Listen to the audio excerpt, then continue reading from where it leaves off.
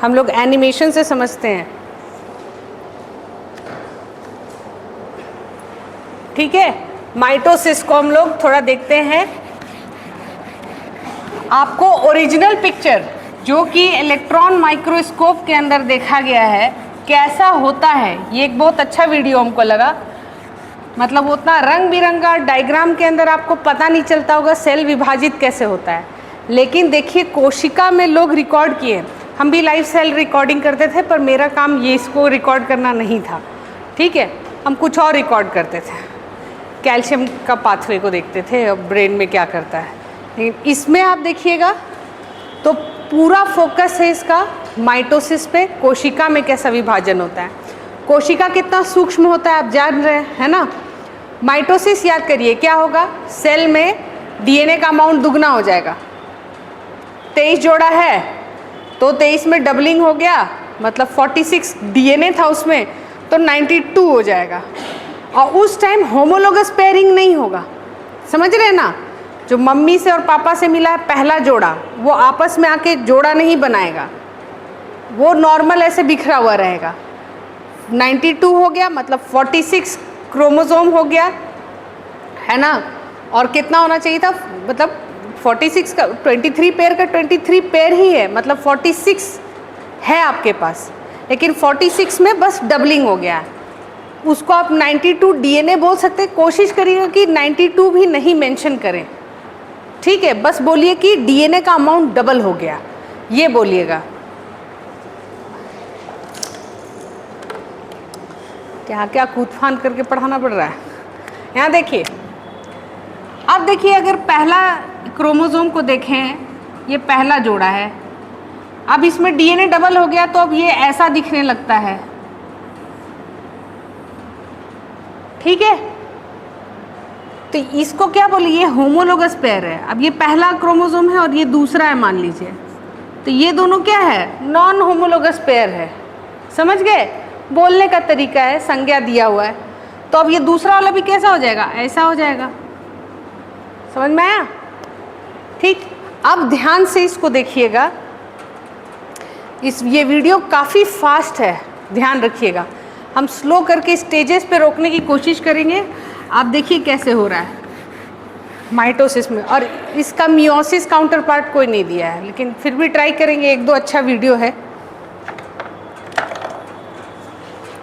ध्यान से देखिएगा, क्योंकि स्लो ही कर देते हैं इसको।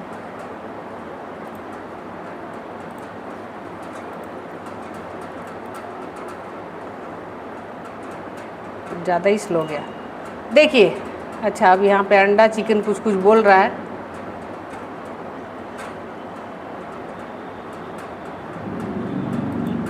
ये देखिए क्रोमोसोम सब क्या हो गया, सब एक जगह, मतलब दो जगह दिखा रहा है इसमें, है ना, स्टेज पे। देखिए कैसे, अब ये सेंटर पे आके अलग अलग हो गया, 46 का 46 दिख रहा है। अब कोशिका में भी विभाजन हो जाएगा, ये देखिए विभाजित हो गया, और ये न्यूक्लियस वापस से आ गया और ये डेंस हो गया, देख रहे हैं। अब यहाँ समझिए,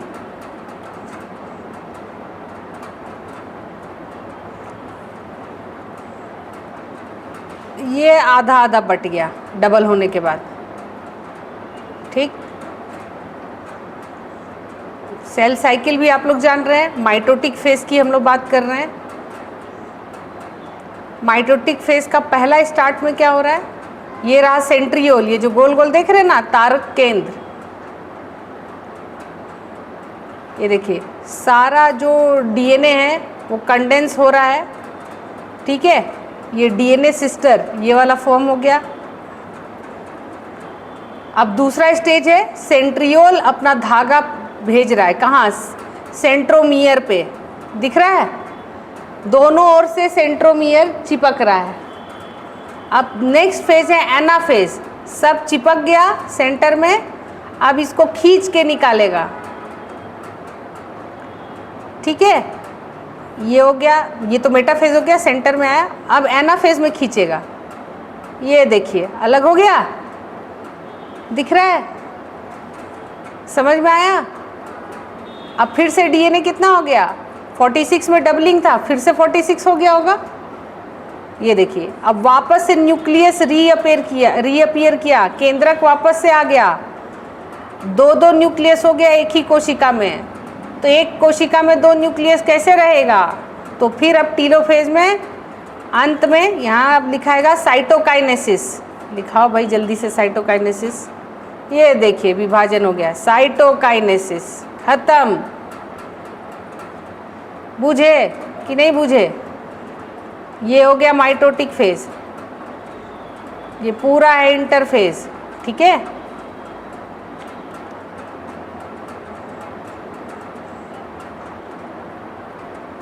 कितना आवर्स लगता है, तो 24 घंटा आप लोग को बताए थे।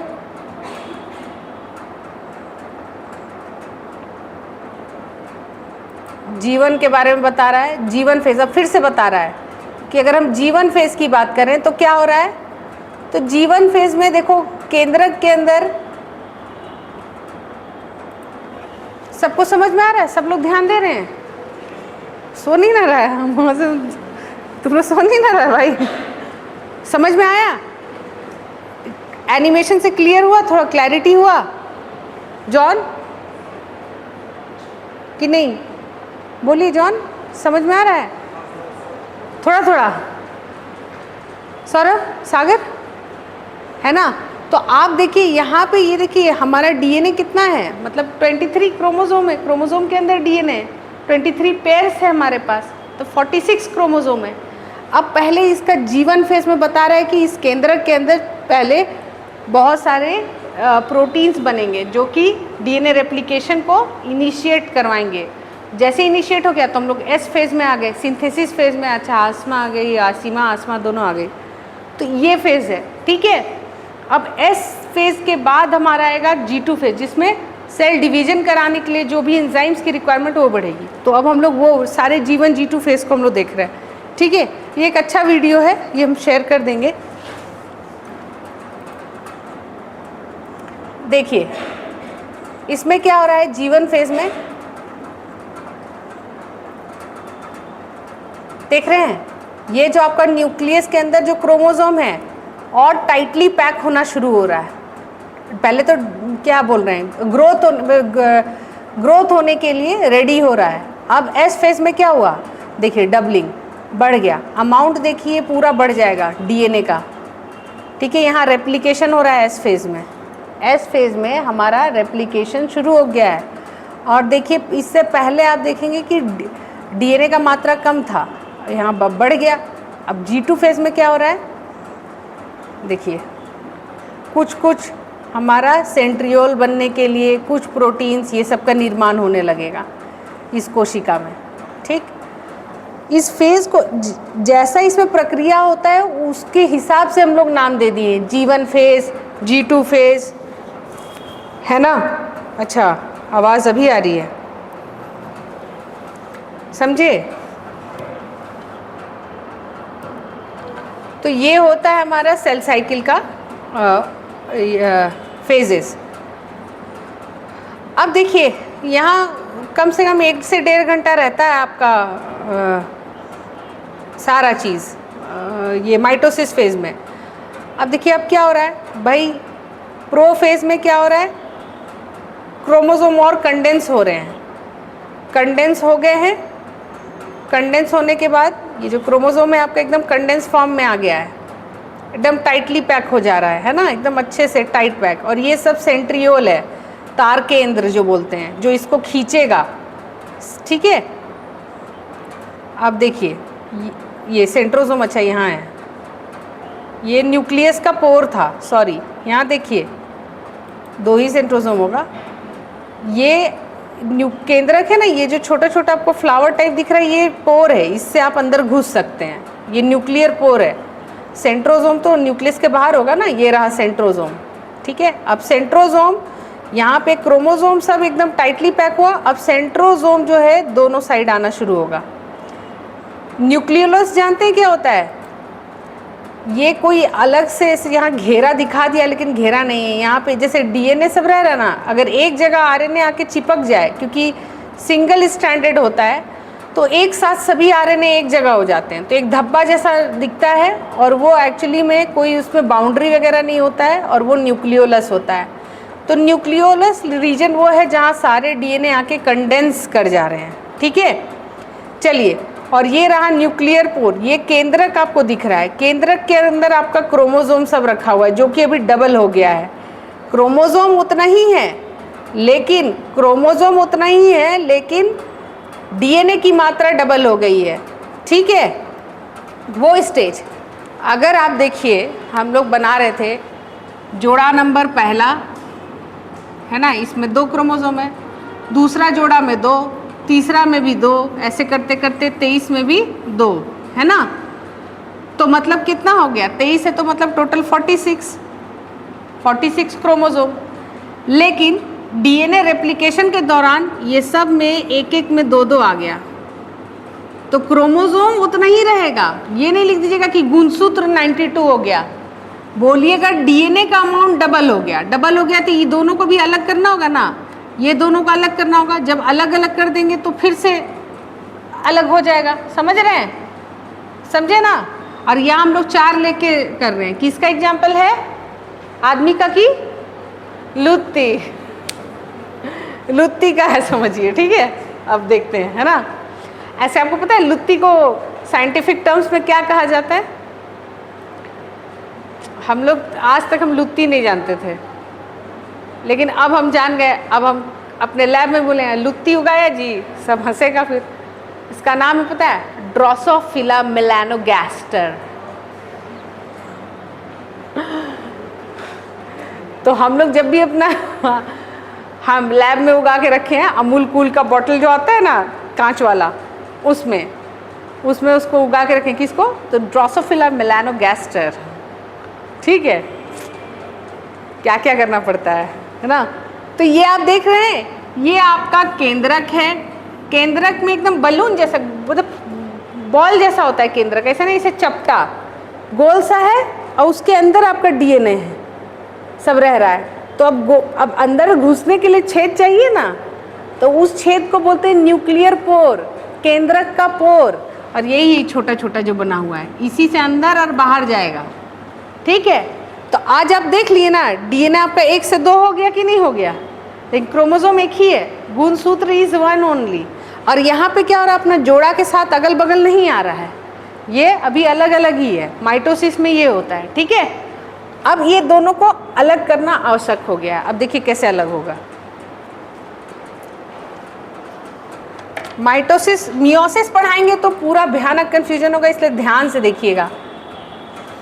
अभी हम लोग जीवन फेज में हैं, मतलब जीवन फेज के बाद ये प्रो मेटाफेज भी बोल दिया, आप उतना नहीं ध्यान दीजिएगा। देखिए सेंट्रोमियर का अपना धागा निकालना शुरू कर दिया, फिलामेंट, स्पिंडल फाइबर निकालने के लिए तैयार हो गया। एक ही जगह स्थिर रहेगा, दूसरा दूसरे ध्रुव पे चला जाएगा। ठीक है, मतलब दोनों ध्रुव पे मूव कर जाएगा। देखे, एक इस कोना पे, एक इस कोना पे। अब अपना स्पिंडल फाइबर छोड़ना शुरू करेगा। अभी जो डबल हो गया है डीएनए, उसको अलग करने के लिए अपना स्पिंडल फाइबर धीरे धीरे धीरे धीरे ले जाके ऐसे चिपका देगा। जब यहाँ पे देखिए, आपको समझाए थे ना, यहाँ पे अब ये देखिए, ये 1 से 2 हुआ, ये भी 1 से 2 हुआ, 1 से 2, 1 से 2। तो ये आपस में क्या कहलाता है, इसको बोलते हैं क्रोमैटिड। क्रोमैटिड, ये हो गया सिस्टर क्रोमैटिड। ठीक है, सिस्टर बहनें, इस टाइप से, ये सिस्टर क्रोमैटिड। और फिर अब ये दोनों चिपका हुआ है, ये 1 वाला 2 हो चुका है, ऐसा हो चुका है। अभी दोनों को अलग करना है, तो ये कि यहाँ से चिपकेगा और 1 वाला इधर आके चिपकेगा, ये दोनों को टानेगा, खींचेगा, अलग हो जाएगा। समझे? ये जानते थे पहले, कभी पढ़े ऐसा कि ऐसा भी होता था? चलो अब जान गए ना। अपना बायो वाला भाई बहन लोग को थोड़ा हड़काना, क्या पढ़ रहा है तुम लोग, देखें जरा, ऐसे करके बोलना उन लोग को। अब देखिए क्या हो रहा है, बहुत अच्छा वीडियो ये वाला। ठीक है, अब देखिए दोनों अब अलग होने की प्रक्रिया के लिए, अब ये देखिए मेटाफेज में क्या हो रहा है, सब सेंट्रोमियर से सट गया है और ये अब मध्य में आ जाएगा। देख रहे हैं धीरे धीरे धीरे धीरे एकदम मध्य रेखा में आ जाएगा। इसी को मेटाफेज स्टेज बोलते हैं। जब ये मध्य में आ गया तो इस कोशिका के स्टेज को मेटाफेज बोलते हैं।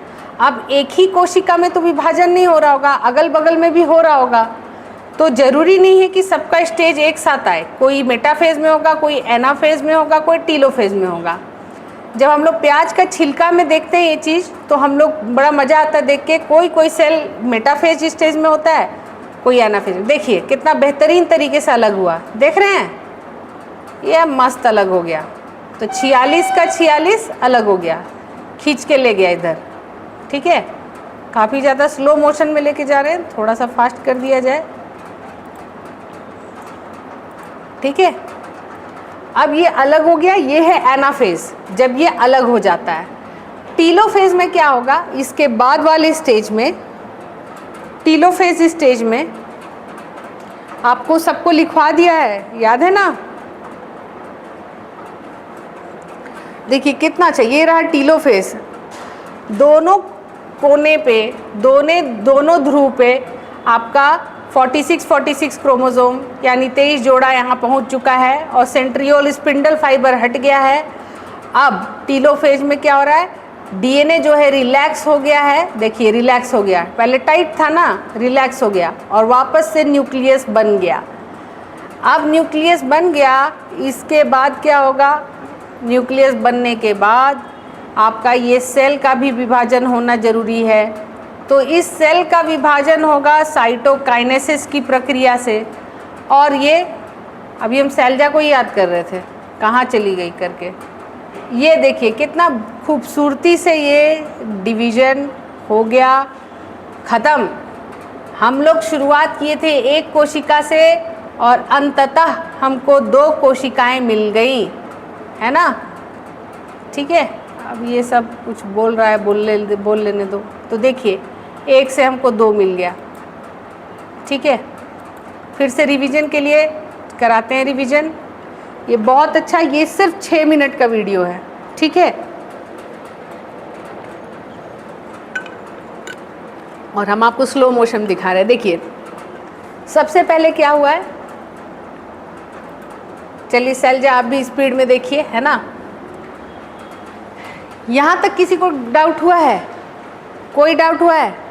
माइटोसिस पहले भी पढ़ा दिए हैं तो अब इजी है समझना। समझे कोशिका कितना छोटा है, उसके अंदर ये सब हो रहा है। संजय समझ में आ रहा है डायग्राम एनिमेशन से? नंदन क्लियर है? आपका क्या नाम है? मुनीश? मुकेश। अच्छा मुकेश, देखिए अब हम लोग रिवीजन चल रहे हैं कि एक कोशिका से हम लोग तो एक एक स्टेज, जैसे जैसे वो स्टेज में जो काम करता है हम लोग उस स्टेज का नाम रख दिए थे, है ना। अब देखिए अब फिर से रिवीजन कराएंगे, एक शॉर्ट अभी रिवीजन। देखिए इतना ही बचा हुआ है, मात्र 6 मिनट का वीडियो है।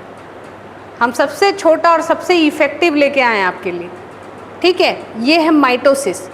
यहाँ पहला क्रोमोसोम का जो जोड़ा है आपस में होमोलोगस पेयरिंग नहीं करता है। मियोसिस में वो चीज़ होता है। मियोसिस 2 स्टेज में होता है, हम बताएंगे। पहले माइटोसिस समझ लीजिए और इसको जहाँ भी आपको लिखवाए थे वहाँ पूरा कर लीजिए। एनाफेज और टीलोफेज लिख लिए थे। एनाफेज में क्या कहेंगे, जो क्रोमोसोम्स हैं दोनों ध्रुव पे आ गए हैं और स्पिंडल फाइबर कम हो गए, गायब होना शुरू हो गए। अब टीलोफेज में क्या लिखेंगे, न्यूक्लियस फिर से बनना शुरू हो जाता है और जो आपका क्रोमोसोम है वो रिलैक्स्ड हो जाते हैं। और इस प्रोसेस के बाद 2 न्यूक्लियस मौजूद हो जाता है कोशिका के अंदर। सौरभ सो मत, जागो, पानी पी लो। डॉली ठीक हो ना? नहीं बोली। साइटोकाइनेसिस होगा, कोशिका टूट जाएगी। ठीक, चलो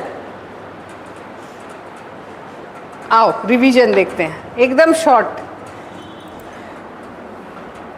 ये रहा आपका प्यारा कोशिका, डीएनए डबल हो गया। डीएनए डबल होने के बाद ये देखिए एकदम कड़क हो गया। डीएनए देखिए एकदम टाइट पैक हो गया, है ना, हुआ मतलब क्रोमोसोम। अब क्या हो रहा है, अब ये जो सेंट्रियोल है इधर आना शुरू हो रहा है, दोनों ध्रुव पे आ गया। अब स्पिंडल फाइबर लाके यहाँ चिपक गया। मेटाफेज में ये पूरे मध्य में आ गया आपका क्रोमोसोम, सब गुणसूत्र सब बीच में आ गया, और स्पिंडल फाइबर इसको खींच के जब ले जाने लगा तो ये एनाफेज हुआ। और जब एनाफेज हो जा रहा है तो वापस से टीलोफेज में न्यूक्लियस आ जाएगा, स्पिंडल फाइबर गायब हो जाएगा, क्रोमोसोम रिलैक्स स्टेज में आ जाएंगे और न्यूक्लियस बन जाएगा। अब इसके बाद एक प्रोसेस होता है जिसको साइटोकाइनेसिस बोलते हैं, जिससे ये कोशिका भी बीच से मध्य से अलग हो जाएगी, इसको बोलेंगे साइटोकाइनेसिस। जैसे ही अलग होगी बाकी सारे ऑर्गेनल्स आपको दिखने लगेंगे बढ़िया से। तो ये एक से बने दो, यही है आपका माइटोसिस। बोलिए कैसा लगा ये वाला एनिमेशन, समझ आया? ये वाला समझ आया? हाँ, क्या हुआ? क्या इजी लगा? अरे हमको भी बताओ, क्या ठीक लगा, समझ में आया, घुसा?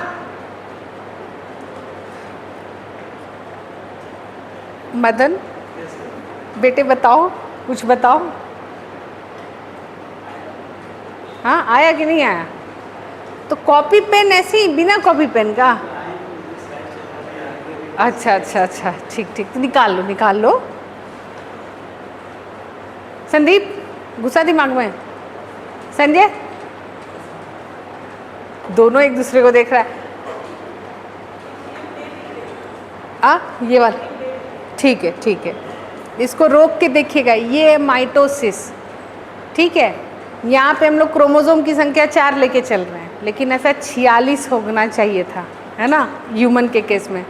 अब 46 बनाओगे तो बेचारा एनिमेशन करने वाला भी पगला जाएगा, बोलेगा इतना कौन बनाएगा। 4 को ऐसे खींच के दिखाने में उसका तो वो 46 को कैसे दिखाएगा, है ना।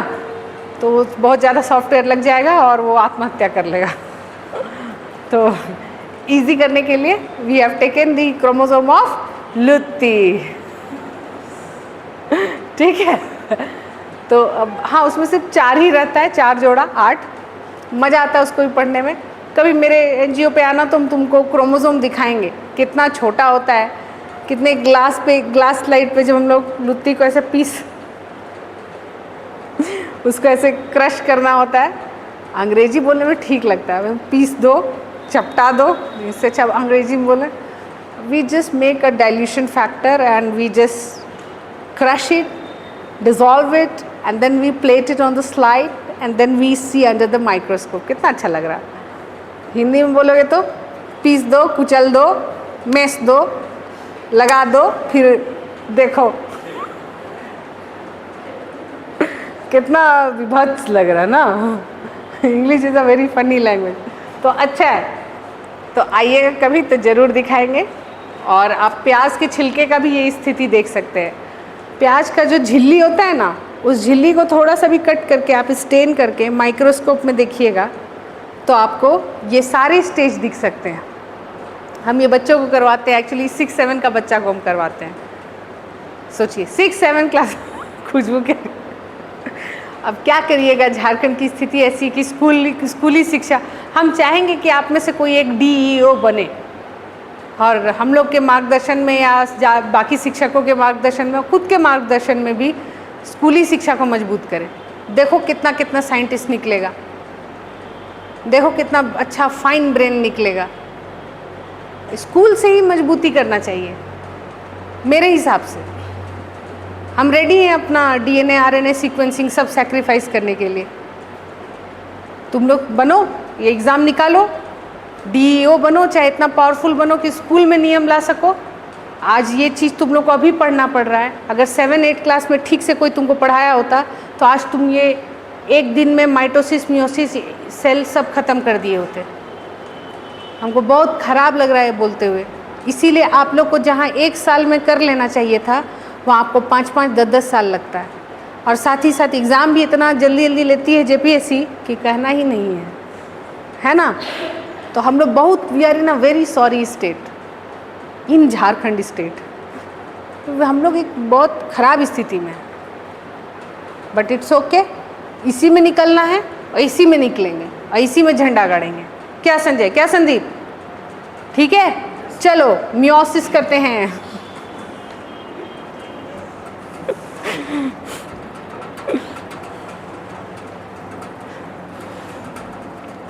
ये वाला हम कॉपी कर दे रहे हैं और मियोसिस के लिए बहुत अच्छा वीडियो तो नहीं है,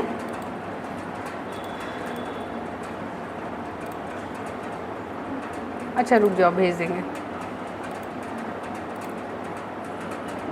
देखो माइटोसिस लिखोगे कि तो पहला ही वाला आएगा, ये देखो NDSU वाला, ठीक है। ऐसे हम भेज दे रहे हैं, चिंता मत करो। पर फिर भी डेट क्या है, 5 अगस्त 2011 का है, नोट कर लो कोई, है ना।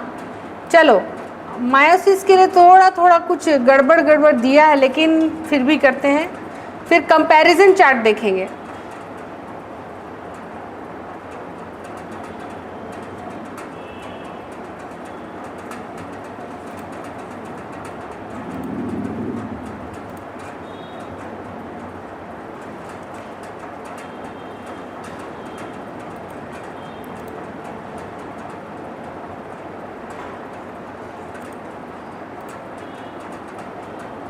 ये अमीबा सिस्टर्स का भी बहुत अच्छा होता है, ठीक है। बट एनीवेज मियोसिस देखते हैं। मियोसिस का बहुत हम सेटिस्फाइड नहीं हैं, बट अब देखो जो है वही करना होगा।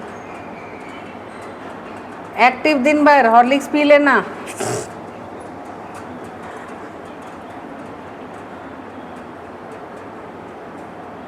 भाई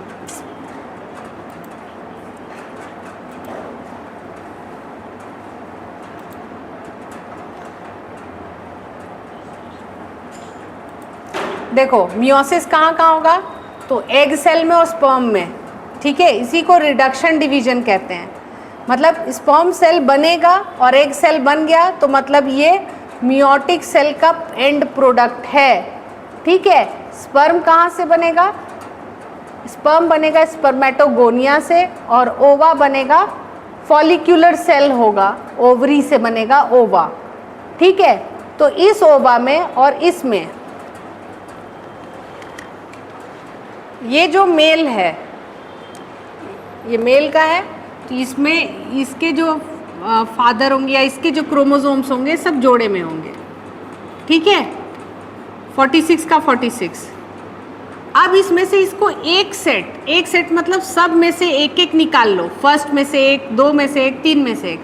तो जब सब निकाल लोगे, पहला का मान लो हम पहला वाला लिए A और ये B है, तो पहला का मान लो A इधर आ गया, दूसरा वाला का B इधर आ गया साथ में। मतलब ये करते करते सिर्फ 23 पीस जब आएगा ना, बिना जोड़ा में 23 पीस टोटल, तो वो इस तरीके का काम कैसे होता है वो हम देखते हैं मियोसिस में।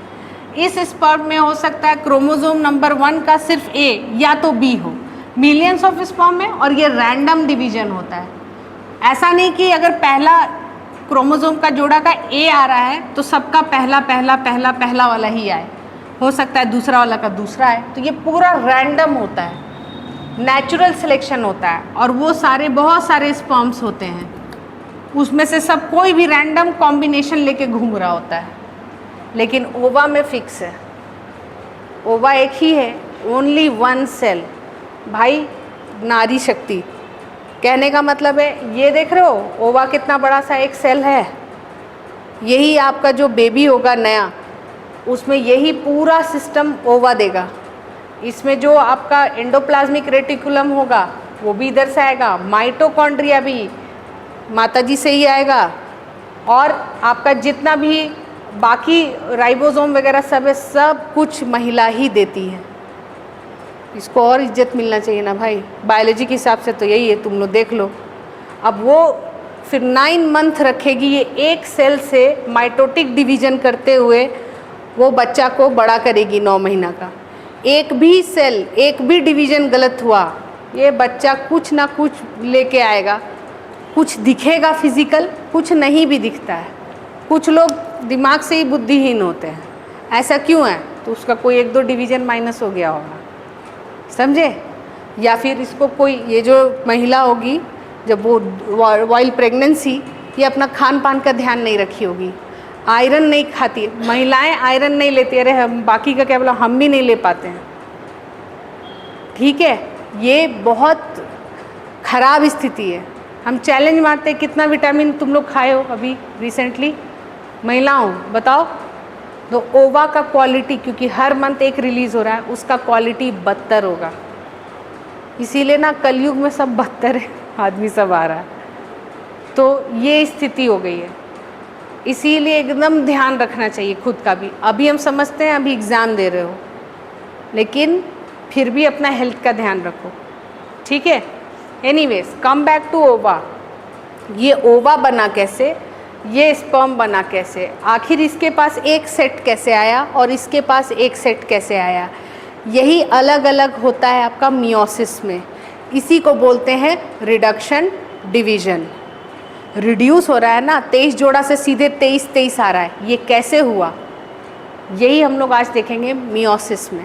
ओके, क्लियर है, दोनों में अलग अलग होगा। हम लोग सब में, आप लोग में तो पल पल मियोसिस हो रहा है, स्पर्म प्रोडक्शन पूरा दिन होते रहता है, राइट।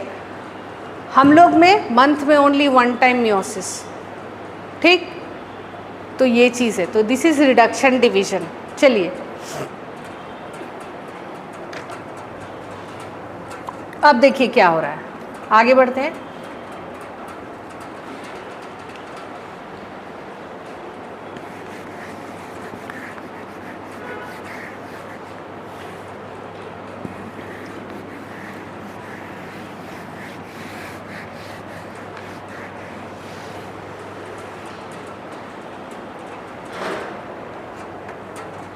तो इतना तो आप लोग जान गए कि मियोसिस कहाँ हो रहा है, तो हमारे सेक्स सेल में हो रहा है, ठीक है। गैमिट्स में हो रहा है, गैमिट्स भी बोल सकते हैं, या बोल सकते हैं रिप्रोडक्टिव अंग में गैमिट्स प्रोड्यूस करने के दौरान। ये गैमिट हो गया, स्पर्म सेल क्या हो गया, ये गैमिट, ये भी गैमिट, ये हो गया फीमेल गैमिट, ये हो गया मेल गैमिट। गैमिट वर्ड बोलते हैं जो दोनों जुड़ के जाइगोट बनाएगा।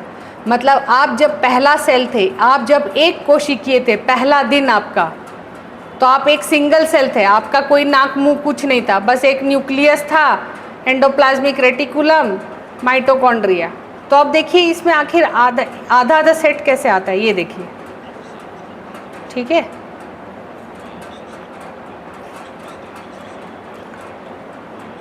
दो स्टेज होता है मियोसिस में, मियोसिस 1, मियोसिस 2, ठीक है। दिख रहा है आपको, इसको लिखिए। मियोसिस किस स्टेज में होता है, मियोसिस में ऐसे डंडा दे के लिखिए, 2 स्टेजेस में होता है, मियोसिस 1, मियोसिस 2। उसके अंदर स्टेज को देखिए, प्रोफेज 1, मेटाफेज 1, एनाफेज 1, टीलोफेज 1। फिर यहाँ क्योंकि दोबारा डिवीजन होता है, कल दिखाए थे ना 2 बार डिवीजन, अब समझिएगा इसको।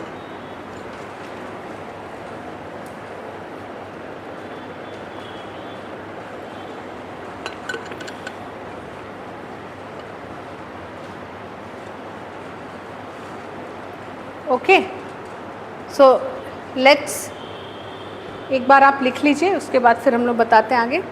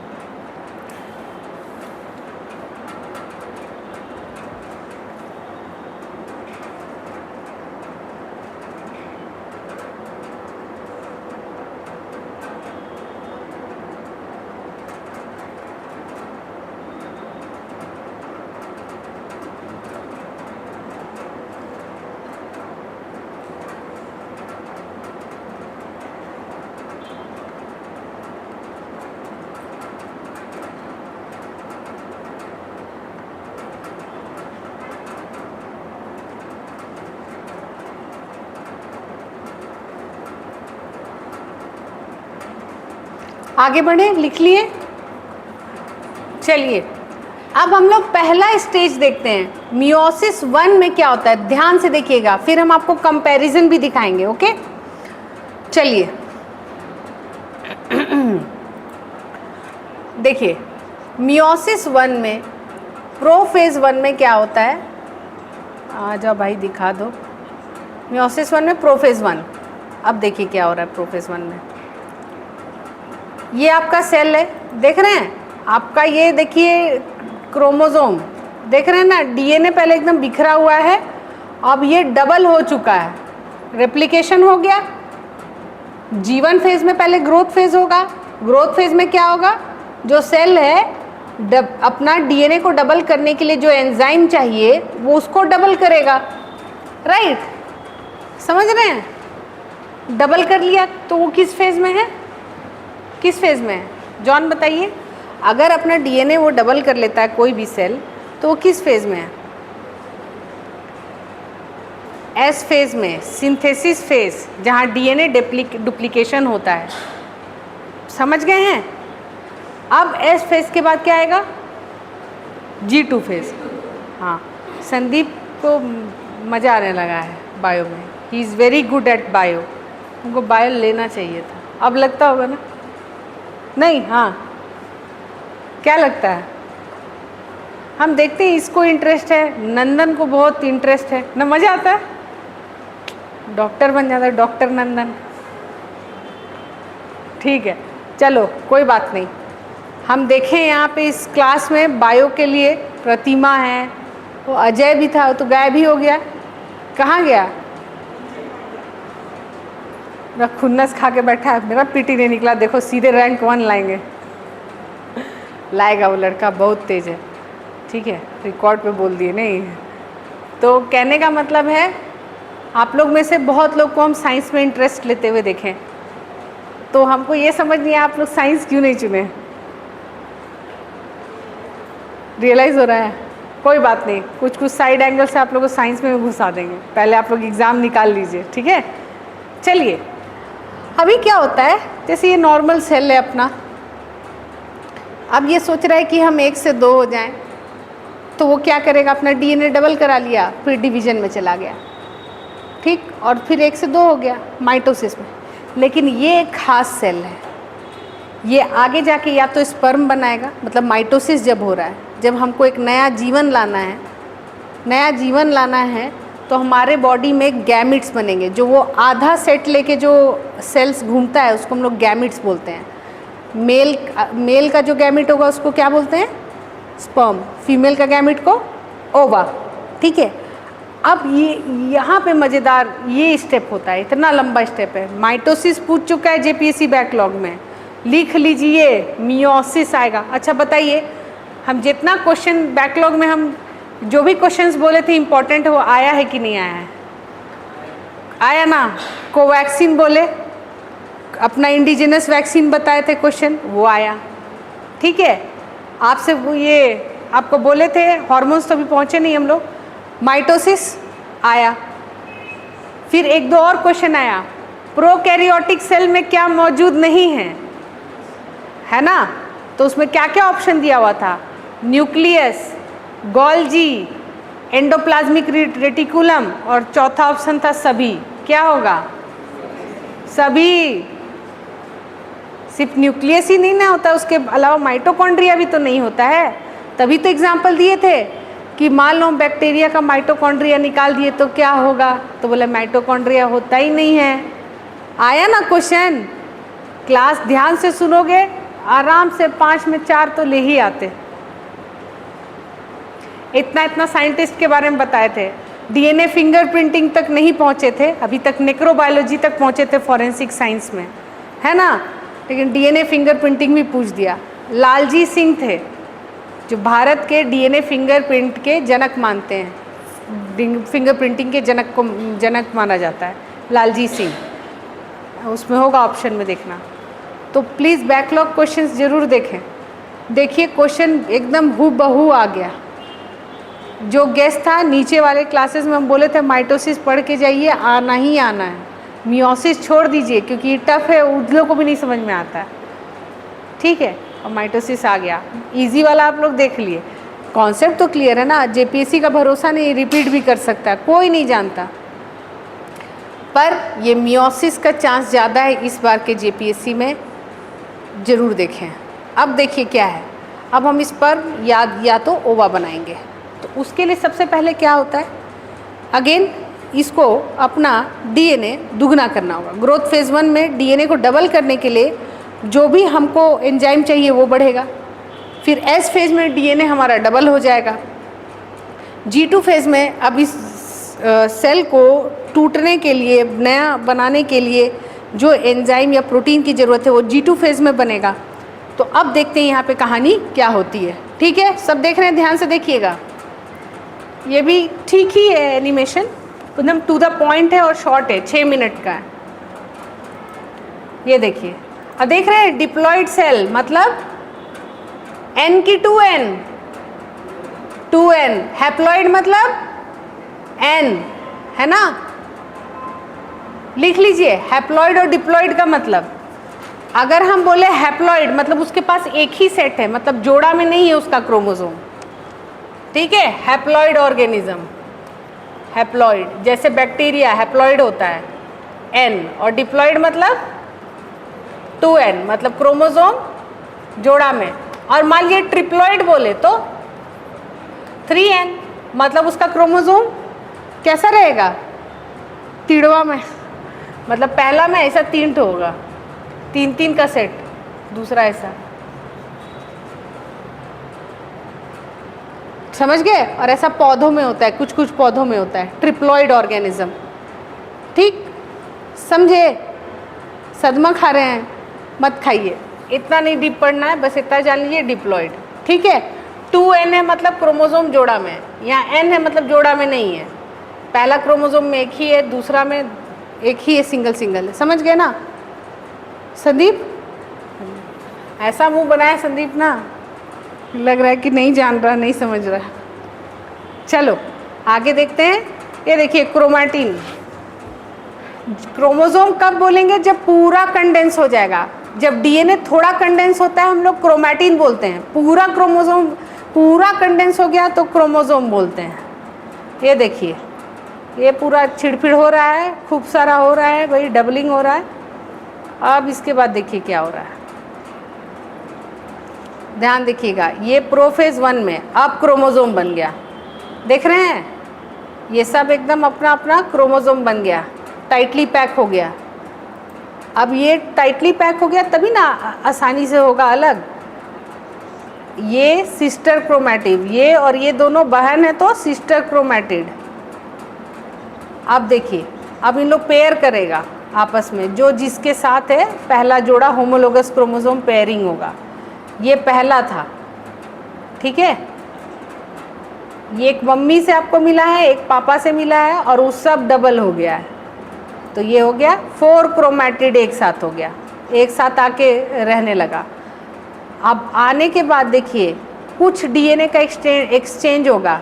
ये देखिए जीन्स, छोटा छोटा जीन्स आपको क्या बोले थे, डीएनए का छोटा सेगमेंट, जो कि कोई डीएनए का वो सेगमेंट, वो सेक्शंस जो प्रोटीन बनाता हो। तो डीएनए बहुत लंबा है, डीएनए का कुछ सेक्शन प्रोटीन, भिन्न भिन्न तरह का प्रोटीन बनाता है। अब वो क्रोमोसोम पे दिखाना है तो देखिए बैंड के रूप में दिखा रहा है कि 1 जीन है, 2 जीन है, 3 जीन, 4, 5, 6, इस तरीके से, है ना। और सब एकदम एक साथ मतलब पेयर होता है। ठीक है, इतना समझ रहे ना। अब ये मम्मी और पापा वाला डबल होने के बाद भी एक साथ आ गया। अब यहीं पे एक्सचेंज होगा। क्वेश्चन आया था, हमको याद आ गया, कौन से स्टेज पे सेल डिवीजन के बैकलॉग में, सोचिए बैकलॉग ये पूछा है, आपको लग रहा होगा ये हम एक्स्ट्रा पढ़ा रहे हैं। बैकलॉग में पूछा था मियोसिस के कौन से स्टेज में क्रॉसिंग ओवर होता है। क्रॉसिंग ओवर बताए थे क्या था, ये जब दोनों पास में आया तो इसका कुछ डीएनए टूट के इधर चला जाता है और इसका कुछ डीएनए टूट के इधर आ जाता है, कोई सा भी रैंडम होता है, तो ये क्रॉसिंग ओवर होता है। ठीक है, that stage is called pectin. ठीक है, मियोसिस 1 जो है ना आपका, मियोसिस 1 ये लिख लीजिए, अभी आप मियोसिस का तो लिखे थे ना, मियोसिस 1 का पहला लिखिए प्रोफेज 1। प्रोफेज 1 ये देखिए कितना कितना भाग में डिवाइडेड है, क्या क्या है बताइए, कोई बताएगा? चलिए हम एक दो आपके लिए छोड़ दे रहे हैं, इसको भरिएगा तो खुद से। जाइगोटीन, जाइगोटीन पहला वाला बताइए क्या होगा, ऑप्शन दें? नहीं, चलो जाइगोटीन, पैकिटीन, पहला और दूसरा बताइए। बताइए पहला में लेप्टोटीन होगा कि लास्ट वाले में लेप्टोटीन होगा? ठीक है, आप लोग लिख के लाएंगे, आप लोग को बोले थे देख के आना। अब देखिए प्रोफेज 1 में क्या होता है, पहले क्रोमोसोम टाइट होना शुरू हुआ और आपस में जब इस तरह से जोड़ा बन जाता है ना, तो इस स्टेज को बोलते हैं जाइगोटीन स्टेज। और जब इसमें एक्सचेंज होगा तो दैट इज पैकिटीन स्टेज। ठीक है, अभी आगे देखते हैं। आगे पहला बताइएगा लेप्टोटीन में क्या होता है। चलिए बस याद रखिए, हो सकता है ऑब्जेक्टिव में पूछ दे, क्योंकि पैकिटीन पूछा तो हमको डीप जाना पड़ेगा। अब देखिए क्या हो रहा है, अलील्स भूल जाइए, मेंडल में आपको अलील्स बताएंगे। ये देखिए क्रॉसिंग ओवर, अब क्रॉस होगा, ये देखिए एक्सचेंज हो गया, देख रहे हैं क्रॉसिंग हुआ, देखें कैसे एक्सचेंज हुआ। फिर से देखिए एक बार और, कैसे हम लोग का जब पेयरिंग हो जाता है तो फिर क्रॉसिंग ओवर, यही है पैकिटीन स्टेज। ये पूछा था बैकलॉग में, ये देखिए डीएनए का एक्सचेंज, एकदम मस्त एक्सचेंज, पीछे भी एक्सचेंज हुआ, इधर भी एक्सचेंज हुआ। ठीक है, इस प्रोसेस को रिकम्बिनेशन बोलते हैं। कह रहा है भिन्न भिन्न तरह का रिकम्बिनेशन हो सकता है। वो पहला जोड़ा था, ये 46 जोड़ा का पूरा का दिखा रहा है। ठीक है, और इसी हिसाब से बहुत भिन्न भिन्न तरह का आपका ओवा और ये सब बनता है। ठीक है, कॉम्बिनेशन का, फिर मम्मी पापा का जो भी कॉम्बिनेशन है तो मिक्स होता है हमारा जो जाइगोट जो होता है। ठीक है, मिक्स चिल्ड्रन होते हैं अलग अलग कैरेक्टर के, अगर डीएनए एक्सचेंज हो गया तो। ठीक है, यही बताना चाह रहा है। क्रॉसिंग ओवर रिकॉम्बिनेशन के कारण ही वेरिएशन आता है।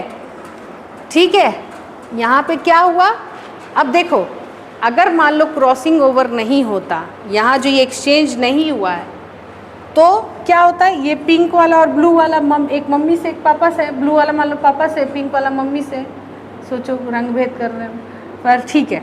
तो जब अलग होता तो जिसमें मम्मी वाला गया है तो सब बोलता है कि तो पूरा मम्मी टाइप ही दिख रही है, मम्मी का पूरा कैरेक्टर है ना, एक भी चीज़ पापा से नहीं मैच करता। ठीक है, लेकिन इस क्रॉसिंग ओवर के कारण इतना वेरिएशन आ जाता है इंडिविजुअल में कि वो मम्मी और पापा का मिक्स दिखता है। अगर फिजिकली माँ से मान लो मिल रहे हैं तो नेचर से पिताजी से मिल रहे होंगे, ये होता है क्रॉसिंग ओवर। इसके कारण जो भी फोटो दिखाया है वेरिएशन ऑफ चिल्ड्रन होता है। इसीलिए अच्छा डीएनए वाला लोग से आदमी शादी करता है। कैसे शादी देखने जाता है तो लड़का चल लंबा है कि नहीं, है ना, लड़की कैसी है ना, तो ये सब चीज़ देखता है। क्यों देखता है, उसका डीएनए तेज तर्रार है कि नहीं, तो मेरा बच्चा लोग सब बंद बुद्धि निकलेगा, है कि नहीं, वो सब फैक्टर देखा जाता है। और यही चीज़ ज्यूस लोग करते थे, मालूम है ना ज्यूस की स्टोरी, कि हम लोग को एकदम मस्त ह्यूमन रेस बनाना है। उस ज्यूस में जो भी अपंग बच्चा पैदा होता था, लंगड़ा होता था, उन लोग को मार दिया जाता था कि इन लोग आगे प्रजनन ना करे, अपना डीएनए ना दे दे, हम लोग का जो रेस है वो कहीं ख़राब ना हो जाए, हम लोग एकदम क्वालिटी वाला बना के रखेंगे, जो भी अंड बंड है उसको हटा दो, मार ही देता था ज्यूस को। ठीक है, और ये क्रूएल्टी था ना, हट्टा कट्टा चौड़ा लड़का लड़की, और दिमाग से भी उन लोग को पूरा ट्रेनिंग दिया जाता था। इतना उन लोग ज्यूस लोग अपना उसके लिए कम्युनिटी को कि हम लोग सबसे सुपीरियर रेस बनेंगे, यही डीएनए करके कि हम लोग बेस्ट क्वालिटी मेल और बेस्ट क्वालिटी फीमेल को ही फर्टिलाइज करवाएंगे, ब्रीड करवाएंगे। ऐसा था, इस हिस्ट्री पढ़ो। और जो भी कुछ अपंग उपंग निकला सीधे मार दिया। अब बालो बच्चा सही है, नॉर्मल है, लेकिन बड़ा होते होते उसका बुद्धि विकास नहीं हो रहा, मारो, इस बेवकूफ़ है, मार दो, है ना, ऐसा होता था। तो ज्यूस का रेस ना फिल्टर होते होते एकदम शार्प रेस, और सच में सुपीरियर रेस बन गया था वो। तो ज्यूस लोग फिर सबको बड़ा तंग किया। तो फिर देख रहे हो ना क्या चल रहा है, और तुमको मज़ेदार बात बताएं, ज्यूस लोग का पॉपुलेशन कम हो गया, सबसे ज़्यादा साइंटिस्ट ज्यूइश ही हैं। आइंस्टाइन से लेके जितना लोग हैं सब कौन है? ज्यूज़ है ना। और आप देखिएगा मतलब वर्ल्ड का मैक्सिमम वेल्थ वही 50 आदमी के पास है, और वही 50 आदमी कौन है? ज्यूस है। मालूम है ये बात? और एक्चुअल में, सॉरी टू से दिस ऑन हियर, अब ऐसा मत करना तुम लोग अपने खाने में, ओ बुड़बक है मार दो।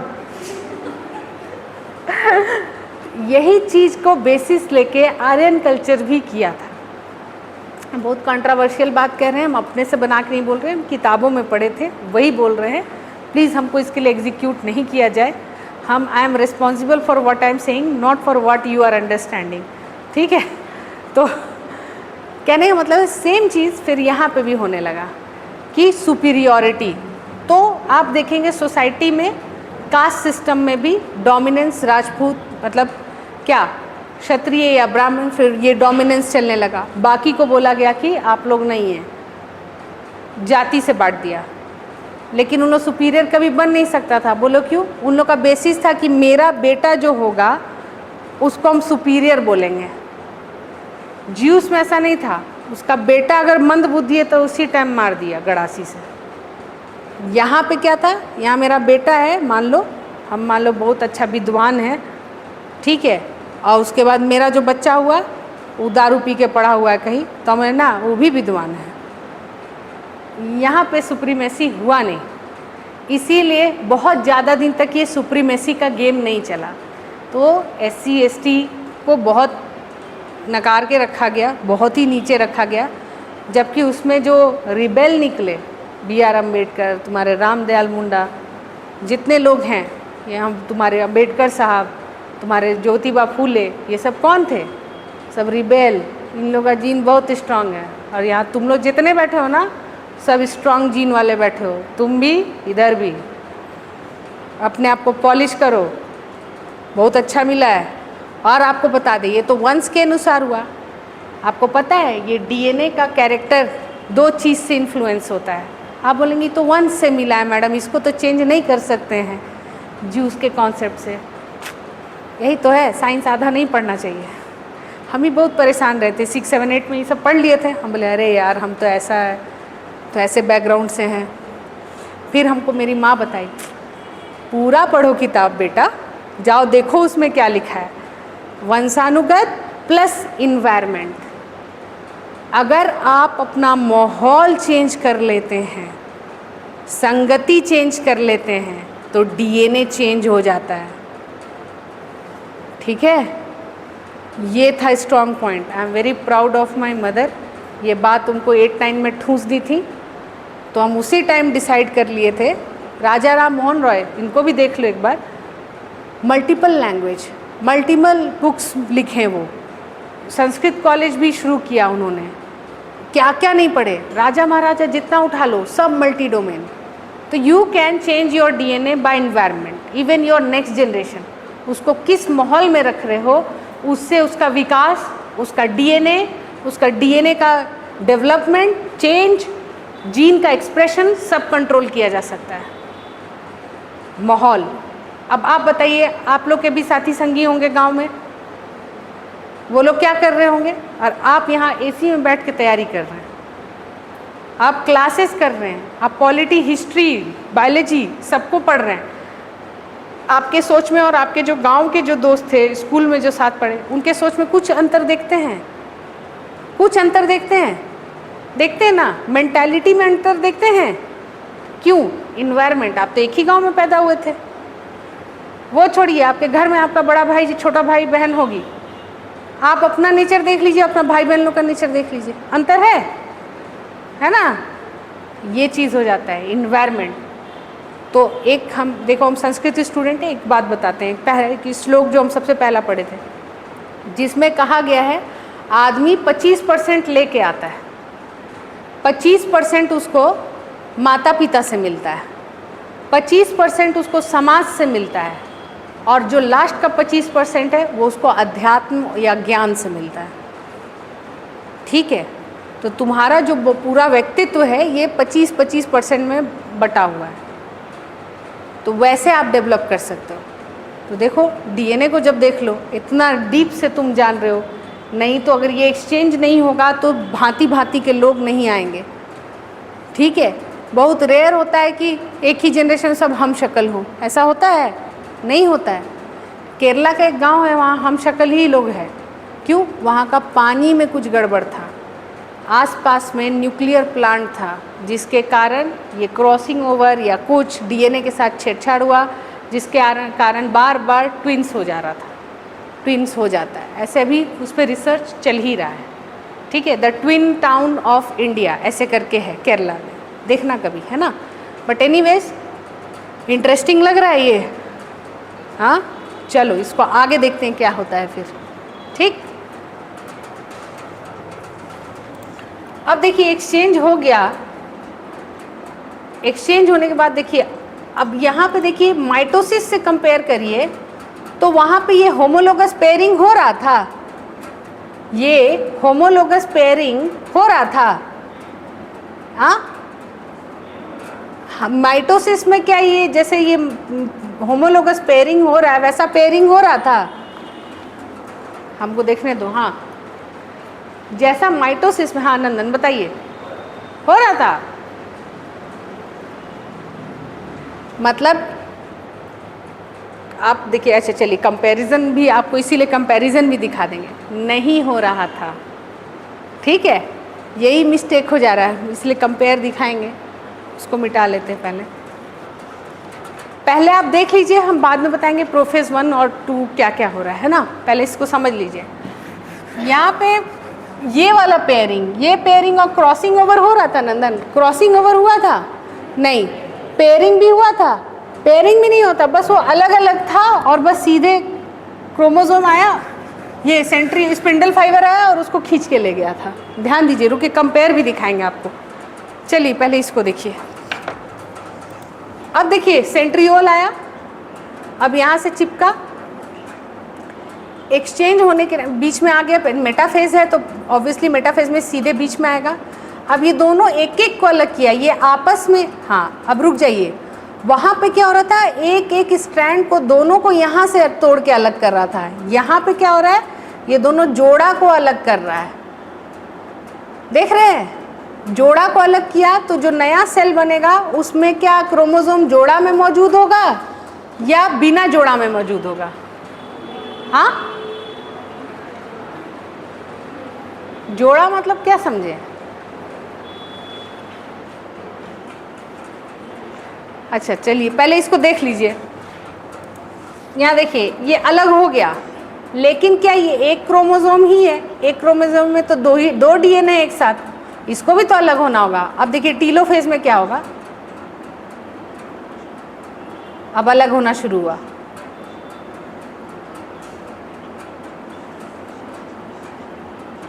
रुकिए, आपको हम यहाँ इसको रोकते हैं, आप लोग क्योंकि कंफ्यूज हो गए हैं।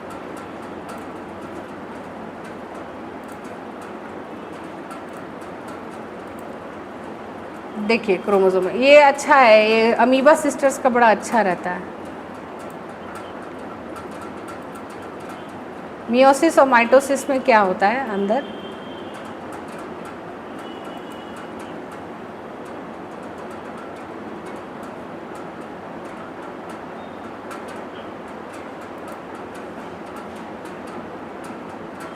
हाँ यहाँ पे अच्छा चीज़ बताया हुआ है। ये देखो,